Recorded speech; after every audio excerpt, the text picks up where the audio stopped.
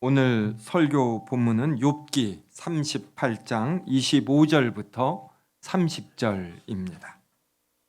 하나님 말씀을 봉독하니 잘 들으시기 바랍니다. 누가 홍수를 위하여 물길을 터 주었으며 우레와 번개길을 내어 주었느냐? 누가 사람 없는 땅에 사람 없는 광야에 비를 내리며 황무하고 황폐한 토지를 흡족하게 하여 연한 풀이 돋아나게 하였느냐? 비에게 아비가 있느냐? 이슬방울은 누가 낳았느냐? 얼음은 누구의 태에서 났느냐? 공중의 서리는 누가 낳았느냐? 물은 돌같이 굳어지고 깊은 바다의 수면은 얼어붙느니라. 아멘. 3일 전 11월 16일 목요일은 수능이 있는 날이었습니다. 저는 인터넷 활동 중에 페이스북을 어떻게 보면 거의 유일하게 하나 합니다. 일주일에 한 번꼴로 글을 쓰는데 16일 날 글을 하나 썼습니다. 이런 내용이었어요. 수능을 보는 딸을 이른 아침에 고사장까지 데려다 주었다. 네 번째 경험하는 것인데도 아내나 나나 마음이 떨린다. 상당히 떨리더라고요. 제가 시험을 보는 것이 아닌데도. 딸을 위해 간절히 기도하였다. 이렇게 한두 문단을 쓴 후에 이런 문장을 썼습니다. 때로 5 아이를 키우는 일에 지칠 때가 있다. 조금이라도 먼저 태어난 자가 사랑하고 참는 것이고 기다리는 것이다. 하나님은 우리가 옳아서가 아니라 우리가 하나님의 자녀라서 기다리시며 우리로 열매를 맺게 하신다. 이 정도의 글을 썼습니다. 이렇게 글을 썼더니 어제 저녁에 확인했더니 좋아요가 283명이 눌렀어요. 큰 감동이 별로 없네요. 여러분, 좋아요 100개 받기가 쉽지 않습니다. 그 다음에 댓글이 24개가 달렸는데 그 중에 댓글 하나를 소개하려고 이 말씀을 드립니다. 지나고 보면 그래도 그때가 좋습니다. 네. 이 댓글을 쓰신 분이 80세 전후에 은퇴하신 장로님이십니다. 우리 세움교회도 한 2번 정도 예배 드리러 오셨어요. 네. 그러니까 이 댓글을 보니까 조금 정신이 든다고 할까요? 내가 지치다고 생각하는 것, 힘들다고 하는 것도 나이가 80이 되어서 살펴보면 참 좋은 때이고 이렇게 감사하고 만족하며 살 때이구나, 이것을 느끼는 것입니다. 그래서 이 댓글을 보며 더 힘을 얻었다고 할까요? 그리고 더 제 상황에 이렇게 만족할 수 있었습니다. 성도 여러분, 감사, 기쁨, 만족은 어디에 기준을 두느냐에 따라서 확 달라집니다. 이렇게 불평스럽고 왜 하나님은 나에게 이렇게 하시나라는 서운한 마음이 들 때도 기준이 달라지면은 하나님께서 나를 선하게 인도하시는 거구나. 그리고 지금 내가 이렇게 기뻐할 수 있는 것들이 있구나, 이러한 것을 깨닫게 됩니다. 오늘은 그래서 우리가 감사하는 기준이 어떠해야 하는가, 이것을 살펴보려고 합니다. 오늘 본문 25절 한번 보십시오. 누가 홍수를 위하여 물길을 터 주었으며 우레와 번개길을 내어 주었느냐. 여기서 물길, 번개길, 이 말은 홍수와 우레와 번개가 발생하도록 누가 이끌었느냐, 이러한 의미입니다. 성도 여러분, 하늘과 땅이 없으면 물도 없고 공기도 없습니다. 물과 공기가 없으면 구름도 없지요. 그래서 홍수도 없고 그리고 번개도 없고 또 우레도 없는 것입니다. 26절과 27절 보십시오. 누가 사람 없는 땅에 사람 없는 광야에 비를 내리며 황무하고 황폐한 토지를 흡족하게 하여 연한 풀이 돋아나게 하였느냐. 지구에 사람이 살지 않는 곳이 참으로 많습니다. 저는 내셔널 지오그래픽을 통해서 이제 이러한 것을 많이 시청하는 편입니다. 알래스카 같은 데도 사람이 살지 않는데 하나님께서 얼마나 살림이 우거지게 하고 그리고 연한 풀이 돋아나게 해서 그곳에 사는 초식 동물들이 전부 다 자라게 하십니다. 또 이 우주 공간을 한번 생각해 보십시오. 이 우주 공간에 이렇게 생명체가 사는 별이 지금 확연히 발견된 곳이 없습니다. 우주학자들은 확률에 근거해서 태양으로부터 1억 5천만 킬로미터 떨어진 지구에 생명체가 있으니 이런 태양과 같은 광명체가 있는 곳은 그곳으로부터 1억 5천만 킬로미터 떨어진 별이 있다라면 생명이 있을 것이다. 이렇게 수학적 확률로 계산을 합니다. 그래서 이 우주 공간에 지구와 같은 별이 몇 천억 개가 될 것이다. 이렇게 예측을 하는 것이죠. 그런데 이 태양계에서 1억 5천만 킬로미터 떨어진 지구에 생명체가 있는 것, 이것은 하나님의 은혜와 능력이 아니고는 설명할 수가 없습니다.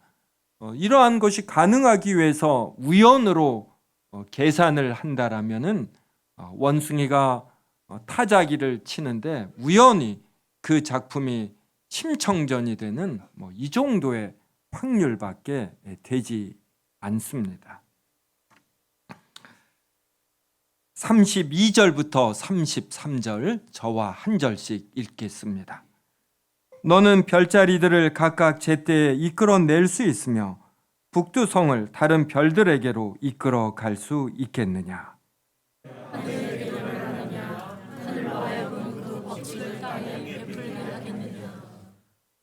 우주에 그렇게 많은 별들이 있는데 하나님께서 한치의 오차도 없이 이 별들로 자신의 길들을 지키며 운행하게 하십니다. 저는 이런 행성들이 우주 공간에 특히 태양계에 돌아다니며 이 지구와 부딪힐 수 있다. 이러한 기사, 뉴스를 우리가 접하지 않습니까? 그런데 성경을 알고 하나님을 깊이 아니까 이러한 일은 거의 일어나지 않습니다. 그것이 지구를 향한 하나님의 형상으로 지음을 받은 사람에 대한 하나님의 배려입니다. 그리고 하나님께서 허투루 이 우주 공간을 다스리시지 않습니다. 그렇기 때문에 33절에 하나님께서 하늘의 궤도를 정하신 것이고 또 하늘로 하여금 그 법칙을 땅에 베풀게 하였습니다. 그래서 이 땅에 벌어지는 이러한 법칙들, 이것이 우연히 허투루 된 것이 아니고 하나님의 능력과 지혜가 배어 있는 것입니다. 누가 중력과 블랙홀을 만드셨습니까? 사람들은 중력이 존재하고 이 중력을 인해서 하늘에 있는 것들이, 그러니까 공중에 있는 것들은 전부 땅에 떨어진다, 이러한 것을 관측해냅니다. 근데 중력 자체라는 힘이 어떻게 존재하는가, 이러한 사고에까지는 잘 이르지 않지요. 그리고 이런 중력이니 블랙홀과 같은 현상을 있게 하신 하나님에게까지 사고가 이르지 않습니다. 올해는 단풍이 좋지 않아 행락객이 작년보다는 적었겠지만 단풍을 구경하는 행락객들은 단풍의 아름다움을 구경하지만 그런데 그 이후에 이렇게 음주 가무에 빠져듭니다. 이러한 단풍이 들게 하신, 계절의 순환이 있게 하시는 하나님에게까지 사고가 이르지 않습니다. 28절도 보십시오. 비에게 아비가 있느냐? 이슬방울은 누가 낳았느냐? 비와 이슬방울에게 아비가 없습니다. 그렇다면 누가 비와 이슬방울로 존재하게 하느냐? 이 질문이 있죠. 당연히 하나님입니다. 하나님께서 비와 이슬방울이라는 자연 현상이 작동하게 하십니다. 이스라엘 백성이 광야 40년 동안 만나를 먹었습니다. 만나가 처음 내릴 때 이스라엘 백성은 이적으로 알고 감사했습니다. 농사를 짓지 않아도 먹고 살 수가 있어요. 그런데 만나가 계속해서 내리자 불평을 했습니다. 이 불평이 심하게 이를 때 하나님은 불뱀을 보내어 많은 이스라엘 백성을 죽게 하셨습니다.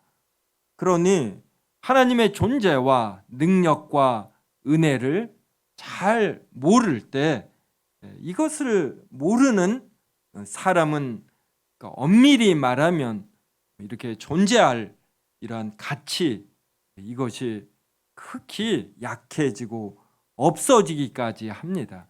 그래서 하나님께서는 오래 참으시지만 때때로는 하나님의 공의를 드러내시기 위하여 일상에 펼쳐진 하나님의 은혜와 능력을 모르는 이들, 특히 하나님의 말씀이 주어진 이스라엘 백성이 이것을 모를 때에는 엄히 징계하십니다. 그런데 광야에서 태어난 아이들은 만나를 보았을 때 이슬방울 비처럼 여겨요. 태어날 때부터 만나가 있었기 때문에 자연으로 여깁니다. 그래서 우리가 일반인들의 자연이라고 하는 것은 자신이 태어나기 전에도 오래전부터 반복적으로 존재하면 이것을 자연이라고 합니다. 그런데 실은 자연이, 그리고 우리가 겪는 일상이 하나님의 능력이고 은혜예요. 하나님은 사람의 부패성을 아셔서 사람들에게 정말 필요한 것들은 사람들이 독점하지 못하게 만들어 놓으셨어요. 태양, 독점하지 못합니다. 공기를 독점하지 못해요.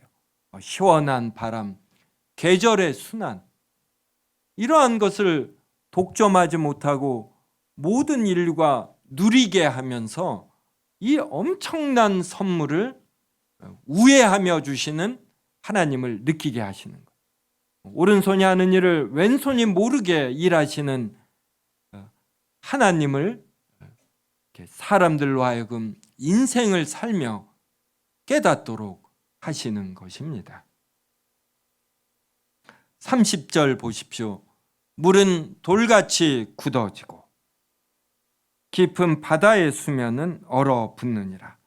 여기서 물이 돌같이 굳어진다라는 것은 얼음이 된다, 언다 이 뜻이죠. 성도 여러분, 강이나 바다가 올 때 아래에서부터 옵니까? 위에서부터 옵니까? 위에서부터 얼어요. 그럼 이렇게 언 얼음이 물 속으로, 물 밑으로 가라앉습니까? 뜹니까? 이거 별로 어려운 질문 아닙니다. 우리 뭐 이렇게 TV 같은데 뉴스 같은 거 볼 때 보면 다 얼음이 위에 있죠. 네, 얼음이 떠요. 여러분, 이 기체가 이제 식으면 액체가 되지 않습니까? 그때 물의 이 수증기가 액체가 되면 부피가 확 줄어듭니다. 그러니까 모든 기체가 액체가 되면 부피가 줄어들어요. 그 다음에 이 액체가 고체가 되면 더 온도가 낮아져서 그러면 역시 부피가 줄어들어요. 우리도 추우면 이렇게 움츠려들지 않습니까? 근데 액체 중 유일하게 물만 이 부피가 늘어납니다. 그래서 이 얼으면은 부피가 이제 늘어나면서 물 위에 뜨게 되는 것이에요. 그래서 겨울에 온도가 급강하면 수도관에 있는 이 물이 얼면서 부피가 커져요.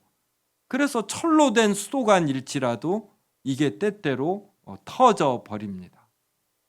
그러면 참 짜증이 나죠. 네, 우리 세움교회도 이 장승배기 역보다 여기가 1, 2도가 낮습니다. 그래서 참 공기가 좋고 장점이 있는데 겨울엔 좀 추워요. 그러다 보니까 화장실이 얼 때가 있고 그래서 이게 터져서 이 틈으로 물이 나올 때가 있습니다. 그런데 저는 수도관이 터져도 웬만해서는 짜증을 내지 않습니다. 왜냐하면 물이 얼어서 위에 뜨기 때문에 강 얼음 밑으로 물고기가 살아요. 정말 하나님의 놀라운 배려이지 않습니까?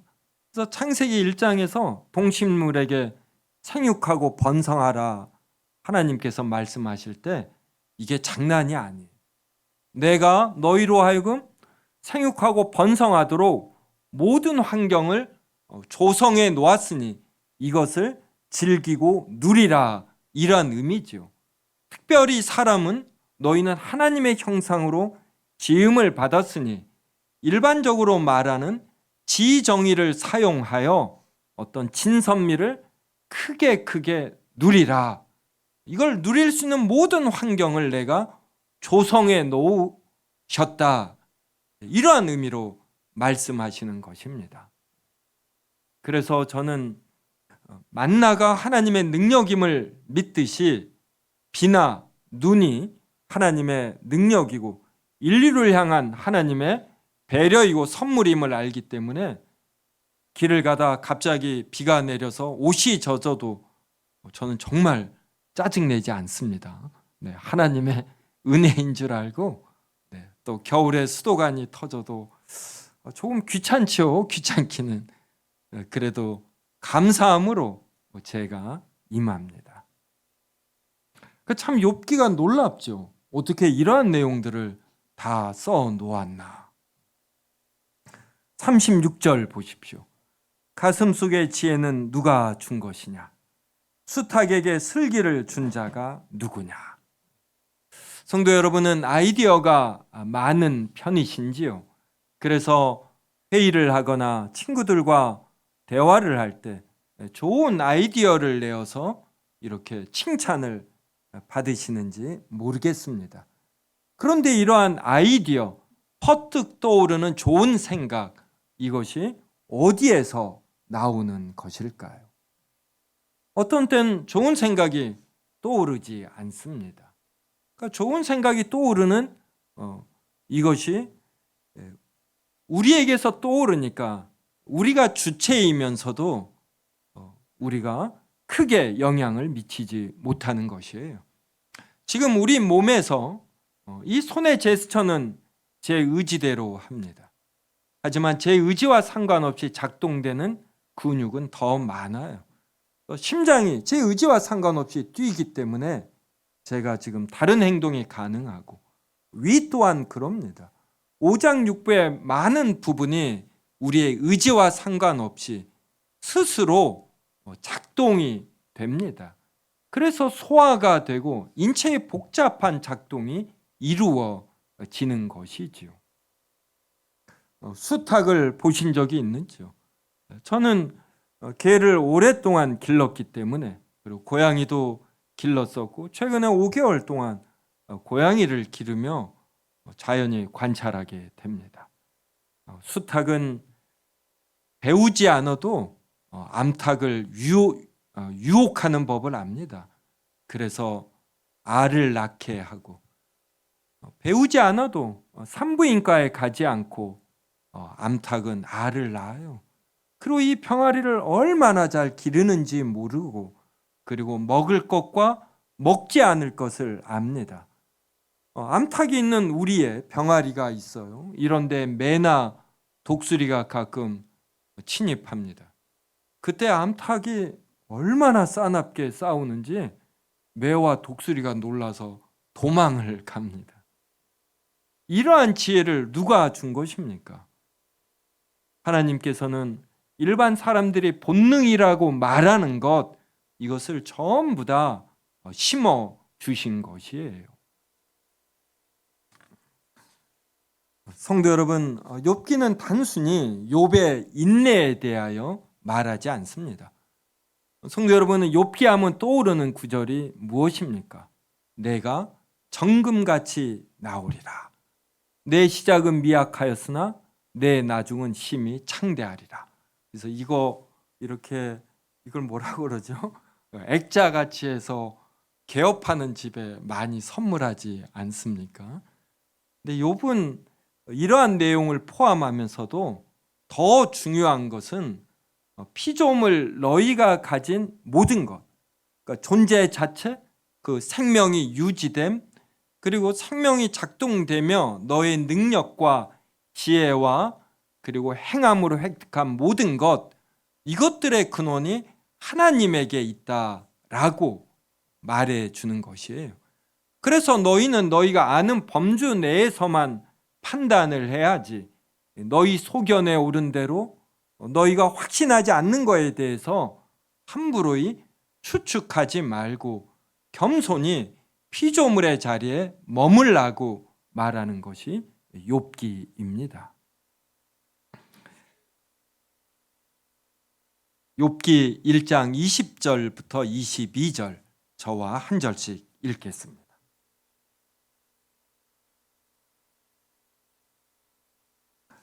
욥이 일어나 겉옷을 찢고 머리털을 밀고 땅에 엎드려 경배하며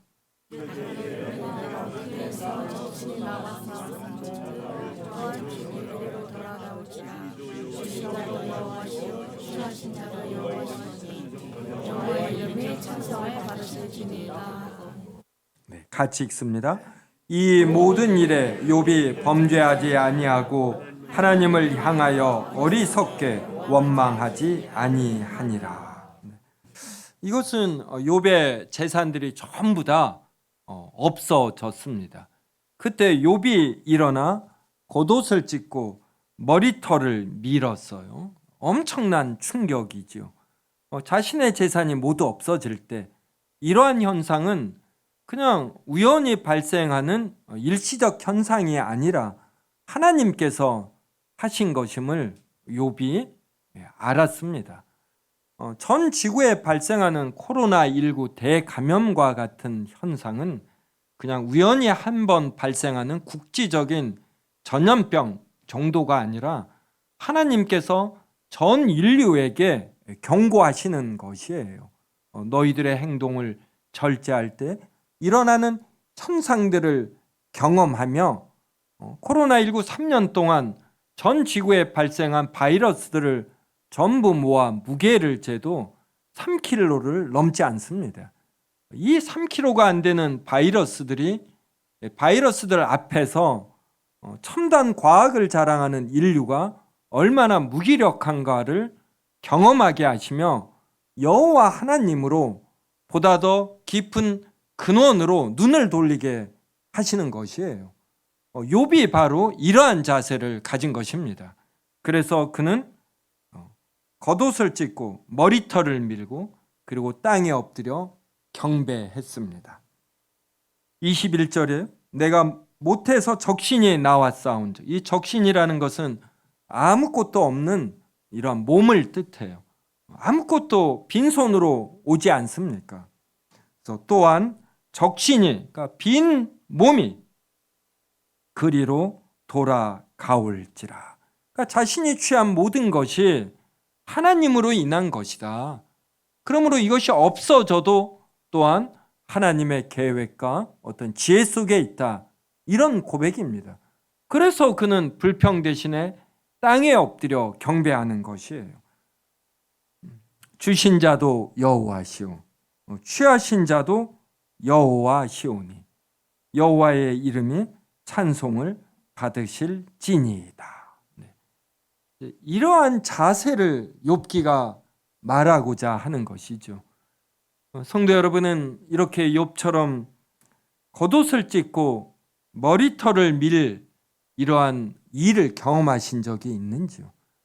우리나라에서는 하늘이 노래지는 경험을 했다, 하늘이 무너지는 경험을 했다, 이렇게 표현합니다. 성경의 다른 곳에서는 넓적다리가 녹는 경험을 했다, 이렇게 표현을 합니다. 이러한 경험이 있으신지요? 인생을 살수록 이러한 경험은 있기 마련입니다. 그때 우리가 여호와 하나님을 믿는다라면 기본적으로 취해야 할 자세가 무엇이겠습니까? 바로 욥과 같은 이러한 자세인 것이에요. 우리는 많은 것을 가지면서 하나님의 손길을 느낌으로 우리의 신앙이 좋아지기도 하지만 우리가 가진 것을 잃을 때에 그때 이것들이 내 능력으로 된 것이 아님을 깨달으며 또 하나님에 대한 지식이 증가합니다. 그래서 우리는 일들이 잘 될 때나 잘 되지 않을 때나 이러한 것들이 여호와 하나님으로 말미암은 것임을 알아야 하지. 우리는 제일 먼 원인을 하나님에게 돌려야 합니다. 21절 후반절에 여호와의 이름이 찬송을 받으실지니이다. 그러며 22절이 이 모든 일에 욥이 범죄하지 아니하였다 그럽니다. 하나님을 향하여 어리석게 원망하지 아니하였다 이럽니다.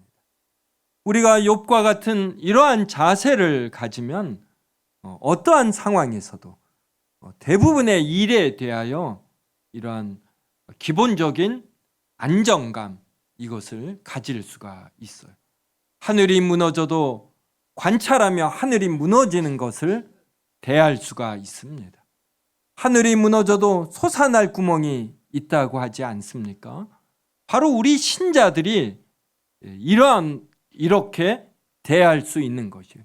하늘이 무너져도 일이 우연히 되는 것이 아니고 하나님의 뜻과 계획과 능력과 그리고 우리를 향한 사랑 속에서 이루어짐을 믿기 때문에 하나님께서 반드시 피할 길을 주실 것을 신자는 본능적으로 알아야 하는 것입니다. 1장에 이어서 2장은 이제 사탄이 욥을 쳐서 머리 위에서부터 발바닥까지 종기가 나게 합니다. 얼마나 가려운지 욥이 질그릇 조각으로 가려운 곳을 긁었습니다. 그때 그의 아내는 욥기 2장 9절에서 당신이 그래도 자기의 순전을 굳건히 지키겠느뇨 하나님을 욕하고 죽으라 이렇게 말했습니다. 그런데 욥은 2장 10절에서 이렇게 말해요. 그대의 말이 어리석은 여자 중 하나의 말 같도다. 우리가 하나님께 복을 받았은즉 재앙도 받지 아니하겠느뇨. 욥은 이렇게 범죄하지 않았습니다.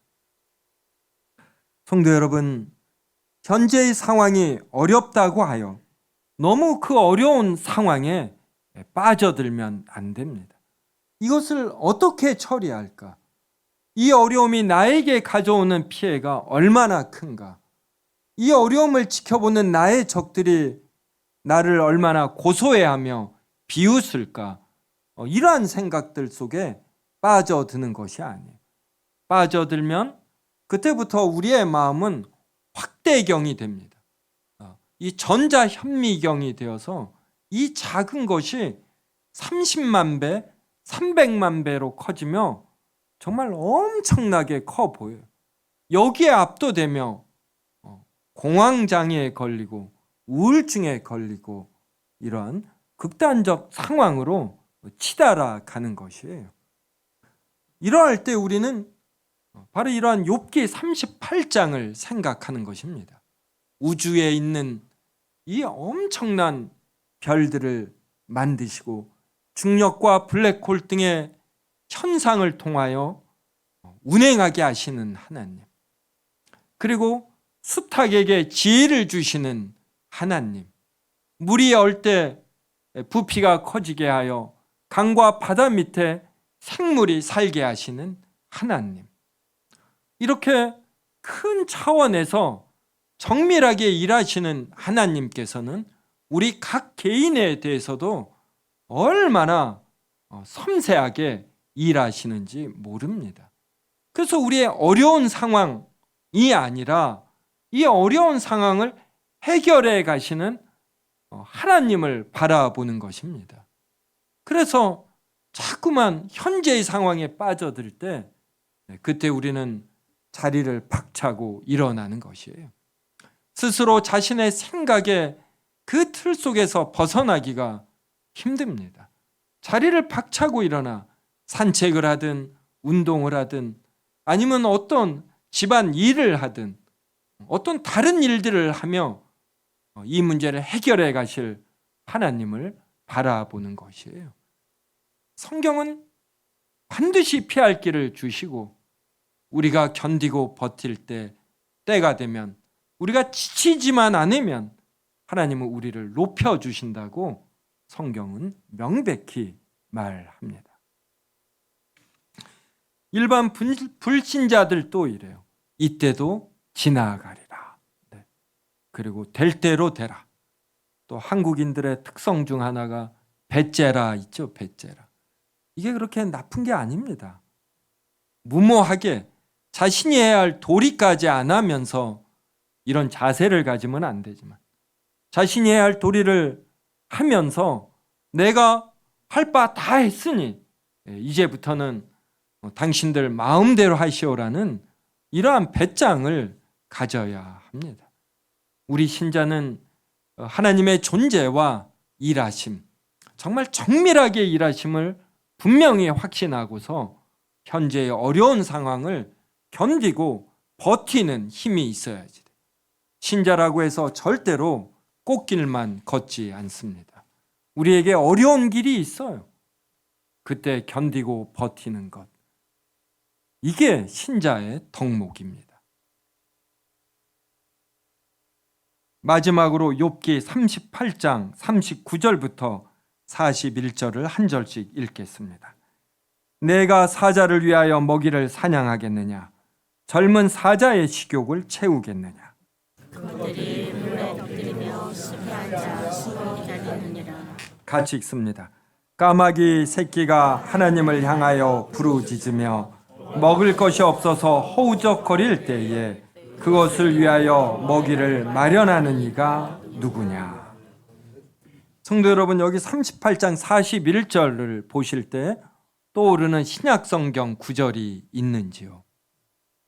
여러 구절이 있겠지만 또 가장 적합한 대응되는 구절은 마태복음 6장 26절이라고 생각합니다. 예수님께서 이렇게 말씀하셔요. 공중에 새를 보라.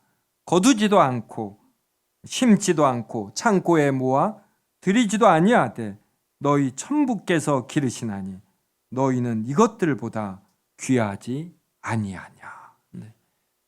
제가 새벽 기도 마치고 나오면 한 분, 어떤 때는 두 분이 꼭 이 공원 주변에 고양이들에게 밥을 줍니다.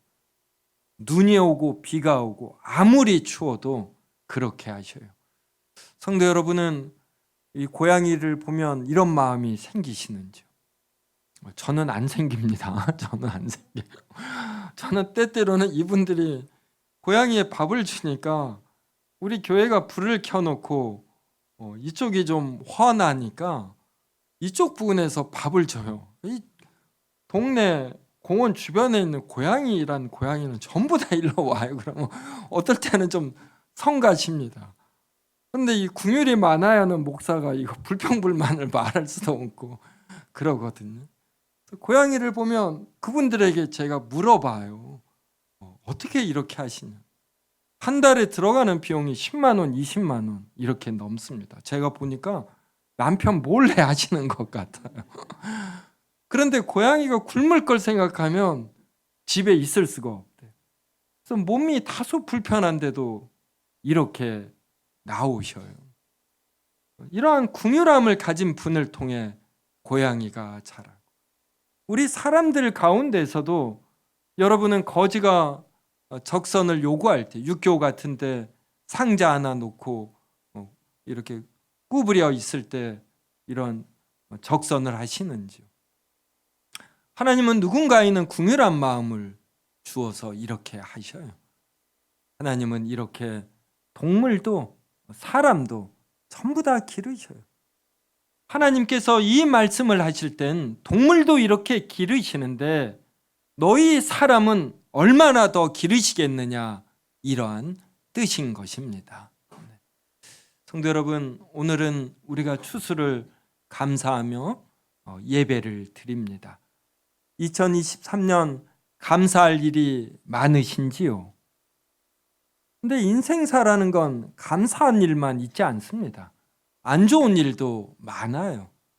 이런 안 좋은 일이 있을 때도 우리가 감사하며 늘 기뻐하며 그리고 쉬지 않고 기도하고 만족할 수 있는지요? 이러려면 그러니까 일희일비하지 아니하고 기본적인 만족감과 기뻐함, 감사함을 가지려면 바로 욥기 38장과 같은 마태복음 6장 26절과 같은 내용을 반드시 알아야 합니다.